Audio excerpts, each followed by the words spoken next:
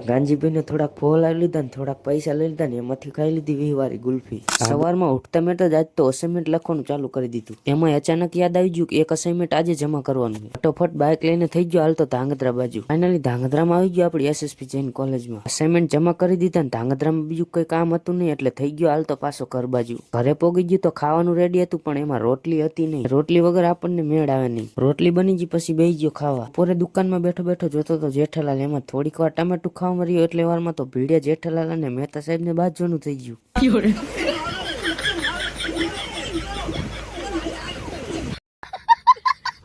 Finally હાંજ પડી ગઈ ને પછી યાદ આવ્યું કે આપણે વાઘાનો ઠેલો રામાપીરે મૂકવા જવાનો હોય। હું ને વિપુલભાઈ બાઇક લઈને થઈ ગયા હાલતા રામાપીરના મંદિર બાજુ। રામાપીરના મંદિરે પોગી ગયા ને પેલા તો કરી લીધા રામાપીરના દર્શન। રામાપીરના દર્શન કરી લીધા ને વાઘાની પેટી ખોલી નાખીને મૂકી દીધો ઠેલો પેટીમાં। રામાપીરેથી નીકળી ગયા ને હવે જવાનું તો જૂની અંજારમાં। જૂની અંજારમાં આવી ગયા આપણે નરસિંહભાઈની પાણીપુરી ખાવા। એટલી વારમાં તો આ બાજુથી આપણે અશ્વિનભાઈ ને ચેતનભાઈ પણ આવી ગયા। દોડીને તો એવું આવતો જ જાણે પાણીપુરી કોઈ ફાયર જ ન હોય।